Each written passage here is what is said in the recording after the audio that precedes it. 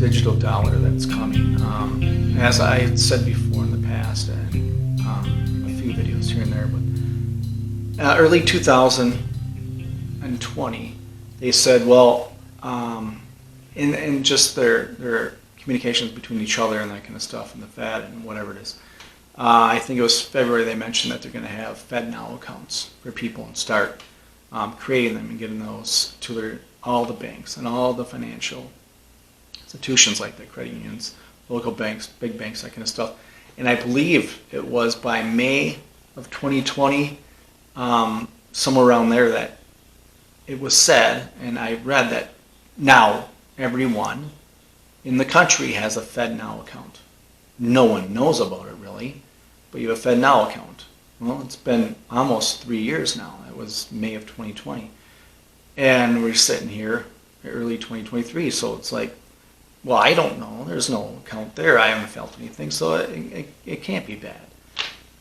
Now, what's happening with this whole digital thing, that they're going to really start pushing in and get going and implementing, they say July of 2023 is when they're going to start to get this going.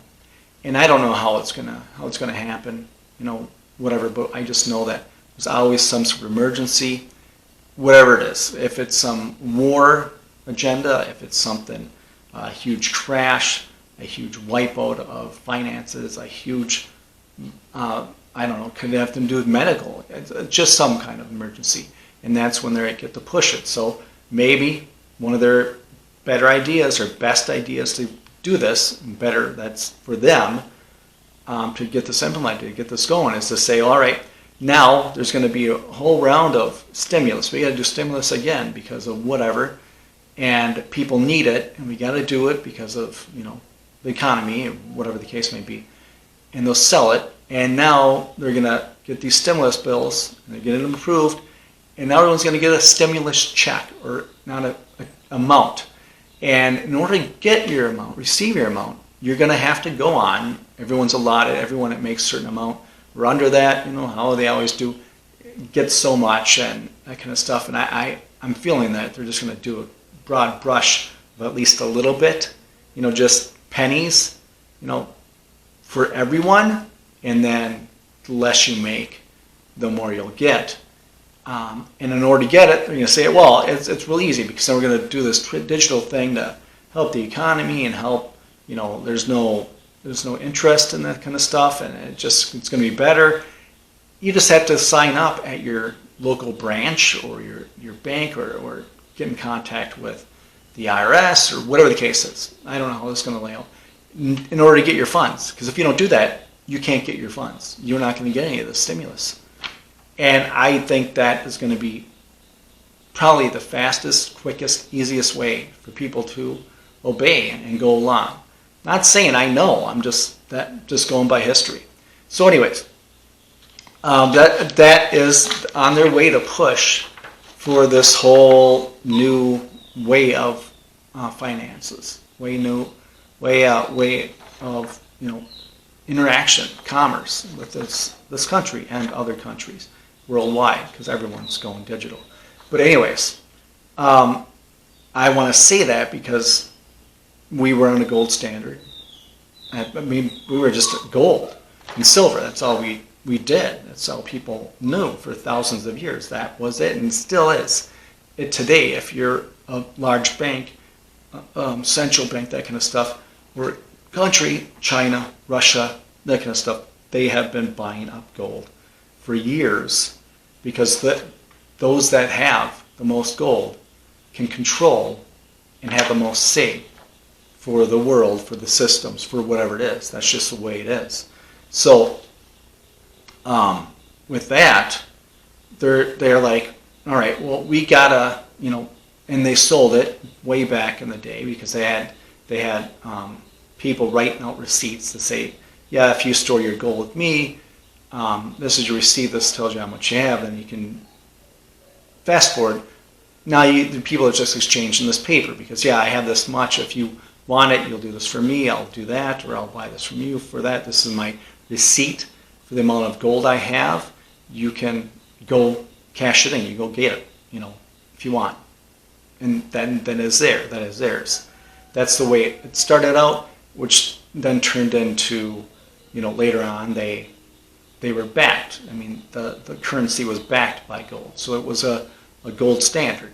That's how it was based. And then FDR did away with some of that, and he ripped off the whole American people when he stole their gold and said you cannot own gold for 40, 50 years, whatever it was, 40 years, and said you cannot own gold legally. If you do, you're going to go to prison and hold fines or whatever. And all that kind of deal around World War II. And so what they did there, they, again, redid the currency, redid what people had and they were exchanging with. What they were exchanging with before that, the things had a lot more value to them. The paper, the gold and silver that they were still using, the coinage, still had a lot more value to them because it was real. It was your real hard asset, your real gold, your real silver, that kind of stuff. And once they went to paper, it had to be backed by that to get people convinced, to get people trustworthy, to get into it, to go into it. And that's what they did. And once the whole FDR thing, they did the Bretton Woods deal and to get the other countries involved. And the U.S. says, come to us. Store your gold with us, and then we'll give you all this paper. It's as good as gold. And these are the Federal Reserve notes, and you can use this for all your petrol needs and all your exchange for other countries, blah, blah, blah. Whatever. That's a whole big scope that I'm not talking about now. But anyways, so that was then. So from 30s until 70, 71, that's the way it was. And I mean, yeah, there was inflation, there was this and that, because there was a manipulation, there was always printing of currency, duplication of currency, counterfeiting, that the Federal Reserve was doing with permission from the government, that kind of stuff. So that's what happened. That's why you keep losing your purchasing power over and over. And then in 71, Nixon finally took us off of it. So just before that, I'd like to talk about, there was this guy called LBJ, Lyndon Baines Johnson, and up until that date, I believe it was, I have it written down here, it was up until June 23rd, 1965, he signed the Coinage Act of 1965. Johnson stated that he made, quote, the first fundamental change toward coinage in 173 years. The Coinage Act of 1965 supersedes the Act of 1792. Printing money is literally counterfeit, and if you equate it to counterfeit, the founders hated counterfeit. In the Coinage Act of 1792, they said that if you counterfeit the currency of the nation, you deserve the death penalty. But here we just casually accept, well, the Federal Reserve, we don't know who they are, but they always do good things. We'll let them counterfeit. So why did he do that? Well, the whole story was that because Kennedy, he was like, I want to get out of this Federal Reserve thing. I want to get the power back to the country. I want us to print our own currency. I want it to be backed by silver, and they started doing silver certificates, that kind of stuff. And I want to keep the silver in the coinage. And Kennedy, he was in Dallas, and he never came back from Dallas. Anyways, months later, LBJ took over, and he signed this into place. So it was about 20 months after Kennedy was taken out that the silver demand rose so fast, because I mean the feeling is that he was implementing this and then he got taken out. Well, the people who were on the know started accumulating and getting the silver because they thought something's going to happen here. So whether that was silver from the currency or whatever, they're starting to buy it more and more because they think this is serious, something's going to happen. So then Johnson took over in 65. He took all the silver of the coinage.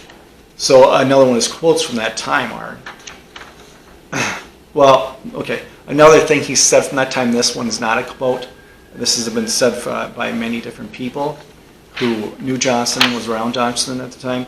They said LBJ, then Baines Johnson said, silver is too valuable to be used in coins that are just intended for commerce. All right, well, it's too valuable to be used in coins that are just used in commerce. So it's too valuable to represent your hard-earned labor to exchange for other people with something that has real value to it versus people accepting stuff that has no value to it for their labor, for exchange of goods and items, for exchange for working 8 hours a day or whatever the case is. Now you're getting something that has no value at all.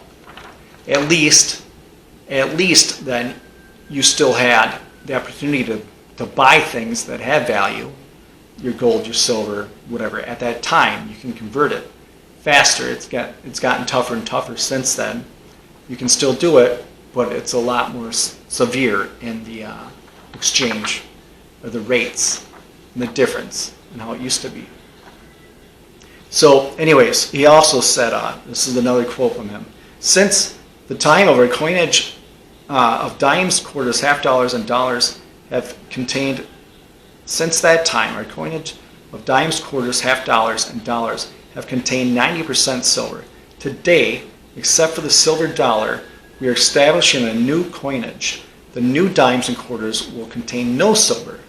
They will be composites with faces of the same alloy used in our 5-cent piece that is bonded to the core of pure copper. And he said, another quote, our present silver coins won't disappear, and they won't even become rarities.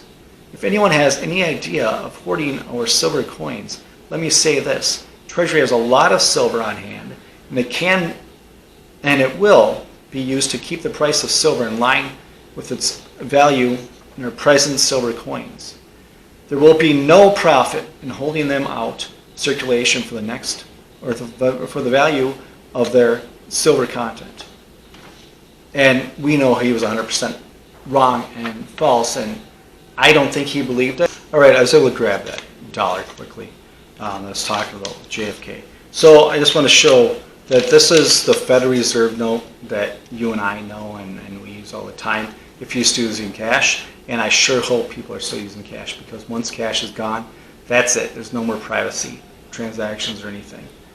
They go digital, that's nothing but complete control. So here it says at the very top, if I can, Federal Reserve note. All right, at the very top there, starting here. Federal Reserve note. All right. Here is another dollar. It's a silver certificate. This was one that was implemented. JFK. This is 1957. It says at the top, silver certificate. All right. I don't know if you can see that.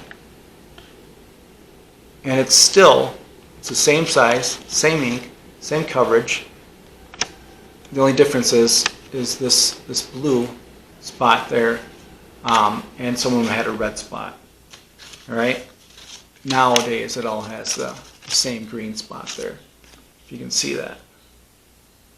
So that's the front. Back is identical. All right. We all know what that looks like. But this one here is a piece of paper with ink on it. That's it.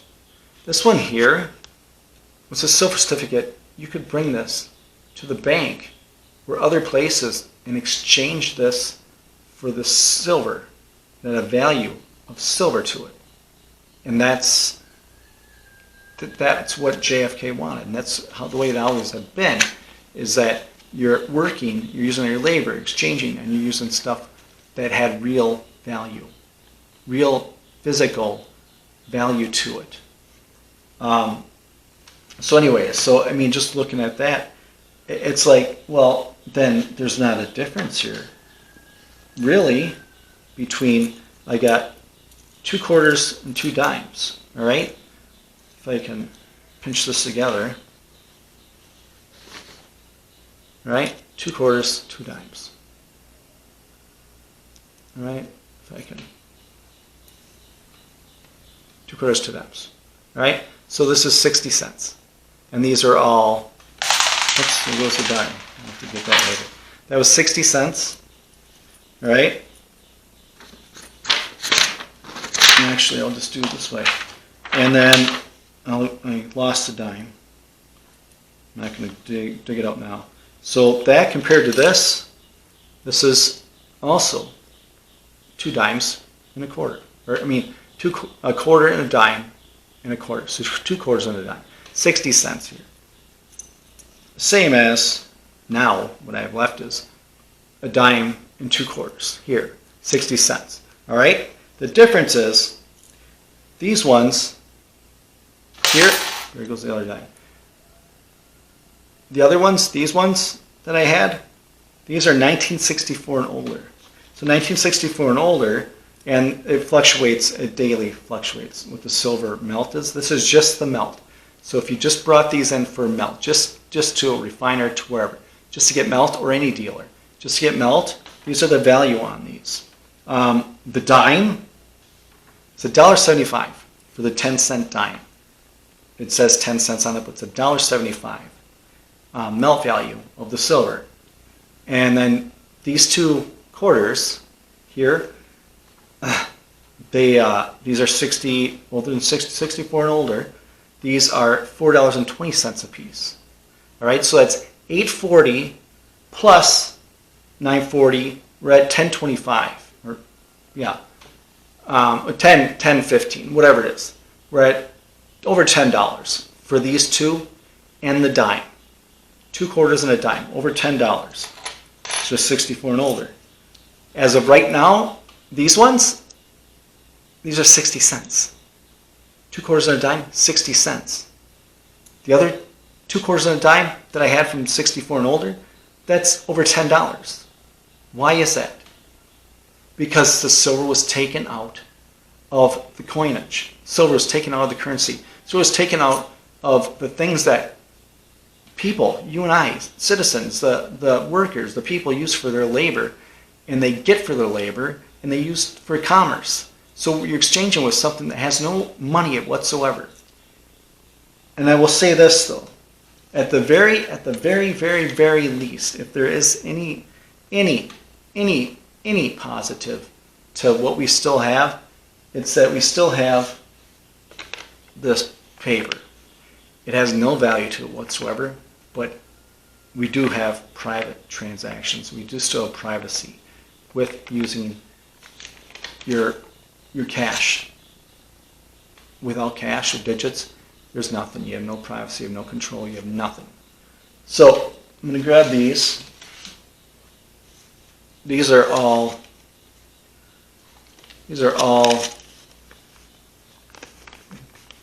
used for exchange nowadays. It's a $100 bill. Here's a 50.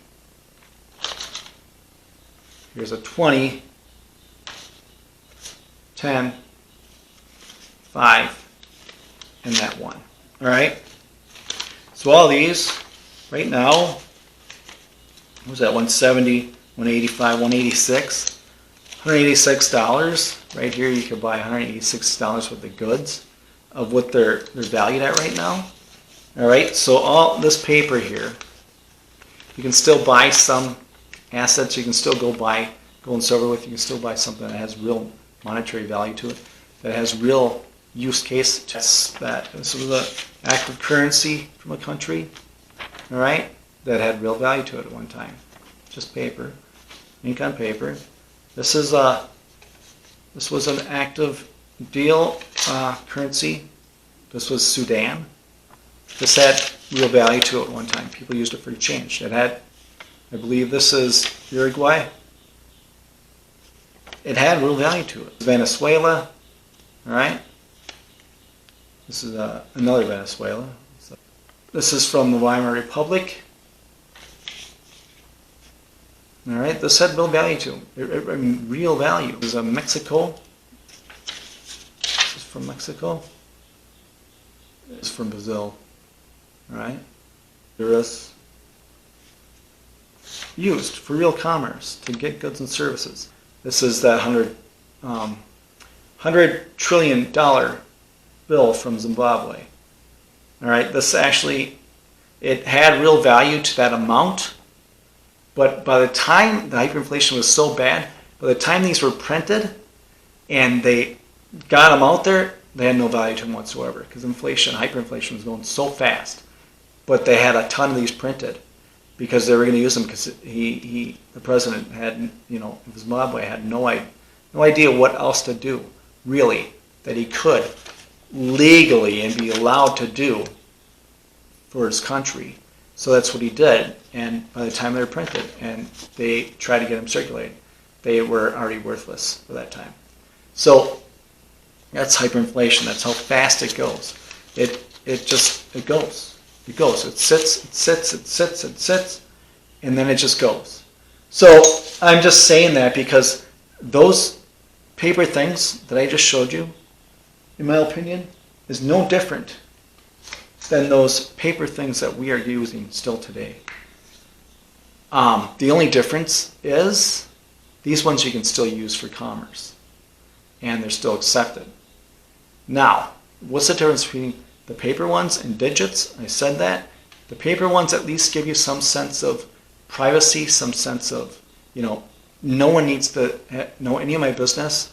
And once you're digital, it's gone. It's gone. And I don't care. People say, I don't care. People know what I'm doing, that kind of stuff. Well, you are going to care when they're going to prevent you from buying certain foods because maybe you're overweight or because it costs too much because you're in the hospital and you're not paid up on your bill for the hospital or whatever the case is, or because whatever you can't buy food, or because whatever you can no longer drive your vehicle, or you can no longer, it doesn't work for you to get gas because they don't want you to use gas anymore. They want you to be on an electric vehicle, so no longer it will be used for gas. Just those that are approved can get gas for certain things. And same will happen with guns and ammunition. You can no longer use digits for guns and ammunition. You can't use, this digital dollar, whatever you want to call it, to get what do you need.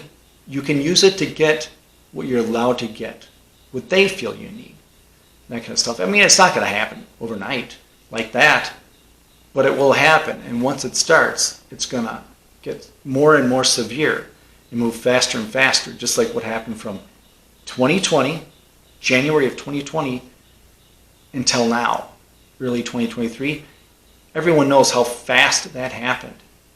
I mean, it was like overnight. Like, that was so fast. It wasn't overnight, but it happened. And there was no stopping it if people weren't, willing to stand up. So I'm saying this because I want people to really think about things and think about, am I working, 8 hours a day, 60 hours a week, whatever the case is, for something that has real value, or am I not? And if I am doing that because it has no value to it, what am I going to do with it? Am I going to put it in a 401k IRA for things that I never see? Am I going to buy real items, assets, gold, silver, food, medicine, land, stuff that has real value to it, a real, something here and now? Am I going to, help other people with it?